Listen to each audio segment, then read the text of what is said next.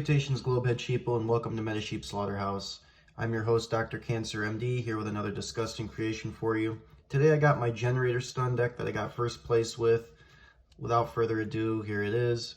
Starting with Triple Lopter. This is the normal summon of the Generator engine. It's basically Lone Fire Blossom. On your opponent's turn, it boosts all your monsters by 1,000 attack and defense. Usually this is the one I like to go for off of boss stage, blind going first, because he allows you to tag into whatever Generator boss that you need based on the matchup. Unfortunately, doing so plays into Nib. However, I still think it's the best play because it allows you to be flexible and get something that you need depending on the matchup. Then I got Triple Vala. This is the new one out of Photon Hypernova. It pitches bricks out of your hand. It summons itself from hand or graveyard, and then it can revive from hand or graveyard. So you can make Xyz plays going first or make a Zeus push going second. This card fixes the main issue of the deck, which was bricking, at least to a major degree, and I don't think the deck would be very playable without this card. Definitely a 3 of. So then I play the Interruption bosses, which is 1 Har and 1 Utgard. Har does most of the heavy lifting for this deck because it's an Omni-Negate on legs. You just have to tribute 2 Generator monsters in order to negate and destroy a card effect. It also has a hand looping effect. When your opponent adds a card to their hand, including drawing, you can force them to send a monster from their hand or field, their choice. If they only have a monster on field and nothing in hand, they will be forced to send the monster on field. That's pretty funny. It's niche, but it has won me some games.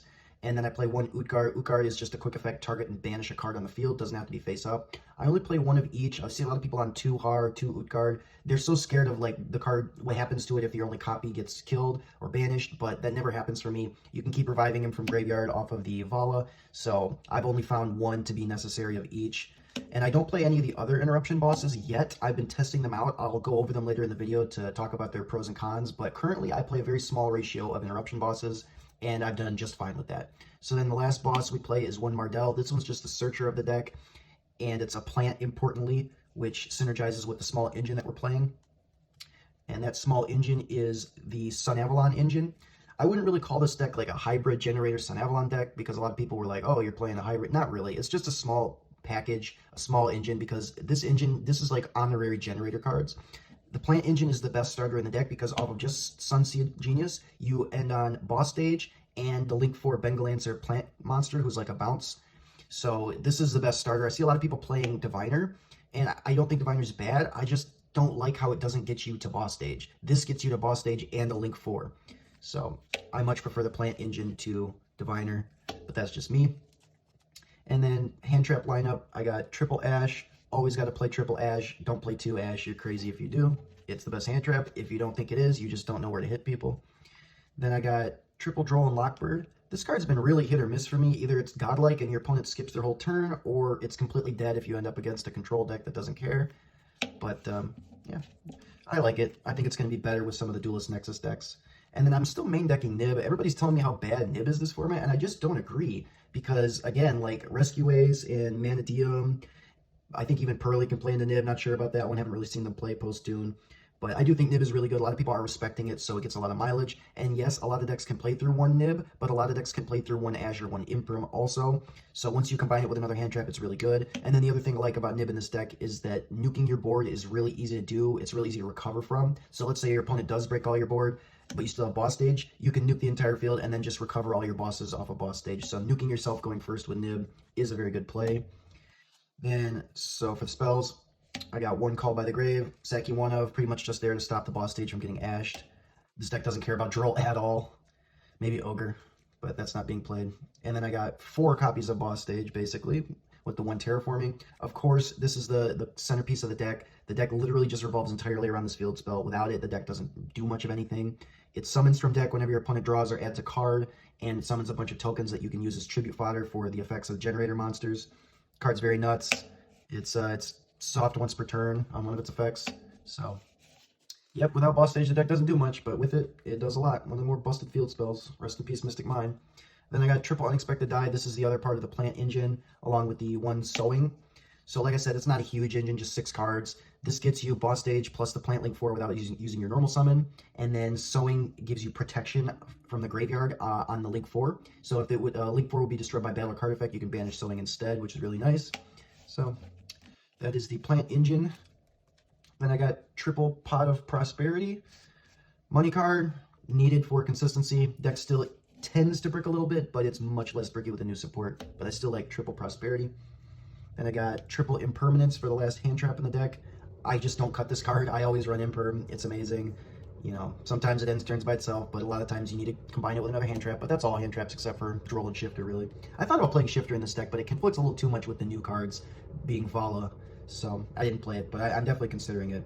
Then I got triple Skill Drain because, of course, this is Metasheep Slaughterhouse. I'm Dr. Cancer MD. We got to throw a little bit of Cancer Sauce on the pile. This is what makes it a stun deck. What I like about Skill Drain in this deck is that all the bosses contribute themselves for cost, so you can dodge Skill Drain and still get banishes, still get Omni Negates, what have you. The only thing is, Skill Drain, with the new way the deck is played, the Vala card, it doesn't really work well under Skill Drain because you can't revive from graves, so Skill Drain hurts your grind game a lot more than it used to with this deck. You used to play Hela and Develgus, but now with just Vala, Skill Drain hurts the grind game. However, I find as long as you have boss stage on the field, you can pretty much just outgrind your opponent by summoning big monsters every turn. You can play more than your opponent can, and that's the whole point. Also, the Generator Xyz can tribute itself for cost to inhale materials, and it still works under Skill Drain, which is really cool. Skill Drain put in a lot of work. My opponent gave me a 9k Nib token, and then I flipped Skill Drain, and yeah, his face kind of turned white after that. But last card in the main deck is Generator Boss Fight. I really hate this card. It's Metaverse that draws your opponent a card, but I just hate giving my opponent advantage. They always draw like Thrust or just some ridiculous card off the top, so I try not to use this unless I absolutely need to or unless I'm already in a winning position. The only reason it's in here is because you need an extra card to search off Mardell if you already drew boss stage. Really don't like this card. It's just, it is what it is. I also want to talk about the bosses that I don't play anymore. So before the new monster came out, that Reborn stuff, I used to play Develgus because this was the only way to unbrick your hand. This card used to be really spicy. Now the new one, Vala, just summons from hand for free. So this one gets cut, it just is power corrupt. And then Hela, I thought the same thing about Hela because this one revives from graveyard, which the new one also does. So Konami kind of both power corrupt these two. However, this one has one application that I do like, and that is it lets you still grind a little bit more under Skill Drain, because this one contributes itself for cost to revive something, so it'll let you get a little bit extra mileage under Skill Drain. I'm considering playing it, but I find playing any more than the ratios that I'm playing of bosses starts to really brick me, so I'm probably going to just not play it, even though it would help under Skill Drain. Then this one, Nidhogg, this one's interesting also. I'm not going to play it for the same reason because it's bricky, but it can stop Kashtira, it can stop, it like negates summons, and it only has to tribute one monster to do it, so it's pretty interesting. It's not bad, but again. And then Naglfar, this one is like it will stop your boss stage from getting Twin Twister if you tag into it, but I don't really like it that much. It has a big attack, which is cool, but it's really niche. And then I don't have the last one. The last one's Frody. That one's just terrible. It pops cards your opponent or monsters your opponent controls, and then they can draw cards up to the number you popped. Yeah, that's just garbage. Like that one's always been garbage, so gives your opponent too much advantage, which is bad. So yeah, I don't really play any one of these, but I don't think they're terrible. Definitely going to play test at least with these three a little bit more. Then for the extra deck, the plant engine is 1 Dryas, 1 Healer, 1 Jasmine, 1 Melius, and 1 Bengalancer. Basically, pretty simple here. Only thing is this is part of your end board. It's a compulse, and it also can bring itself back from the graveyard if it dies, and you get protection from sowing. So the amount of value you get off of this boss monster is really good, and you can also use it to break through boards going second with the compulse effect, and then it's pretty big, so you can swing 2,500. This whole engine baits negates.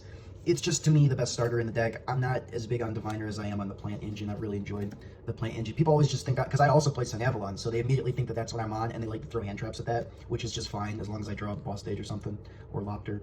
Then I have IP Masquerena, and IP Unicorn, and World Gears, and Underworld Goddess.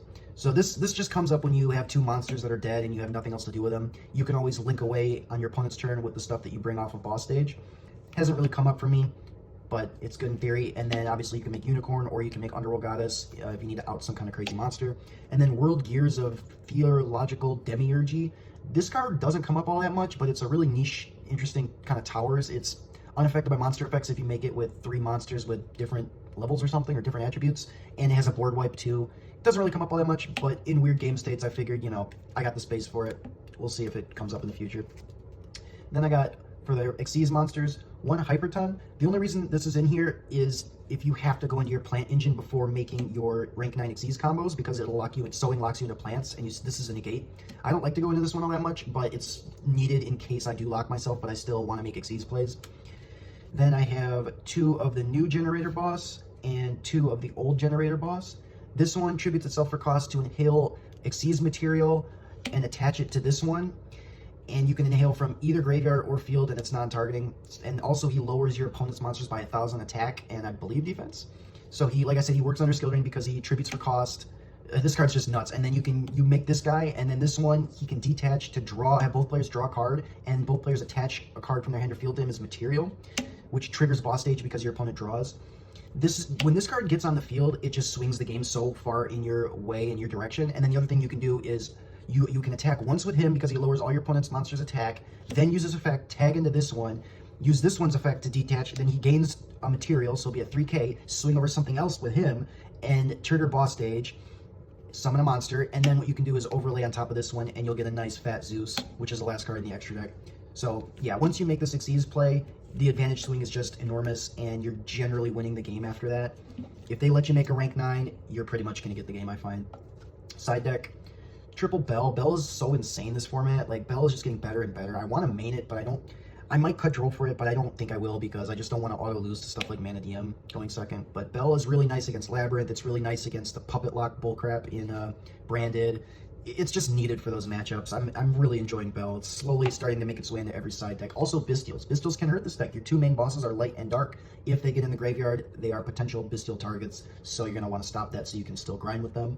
Then I got one Duster, one Twister, and triple Evenly for a back row 8 package. Not much to say, never is. That's my preferred lineup. Then we got triple Solemn J-Man. You need this to stop the Evenlies because having to leave only a token on the field is just really crippling. If they kaiju your negate. Yeah, again, Judgment, not too much to say. Best card ever going first. Then I decided to play triple Iron Wall, also because Evenly is such a huge threat. Like I said, you can negate it with Har, but if you get Dark Ruled or Kaiju or something, you're going to want to prevent that Evenly because it's going to take your boss stage away, forcing you to only keep the tokens, which is just devastating. It also stops Bystials, it stops Branded, it stops Smashers, it stops a lot of other crap that would threaten you. Iron Wall, like, it just makes its way into every side deck I play for some reason. Then the last card in the side deck, and the last card in the deck in general, is Generator Boss Room. This one's kind of spicy.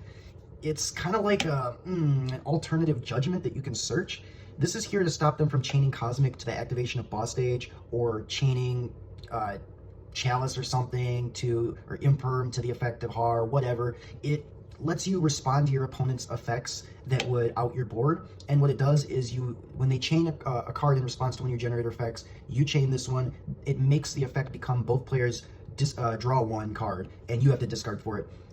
So it could potentially trigger boss stage. It's kind of a negative card advantage, but it's very good against stuff that would out your board specifically. So I like to side this for going first because opponent definitely is going to side Twin Twisters and all that kind of stuff that would out the boss stage. So that is the end of the deck profile.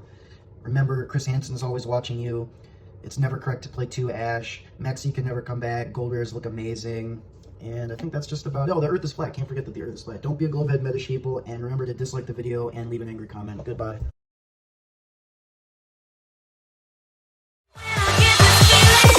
I'll get a rush to my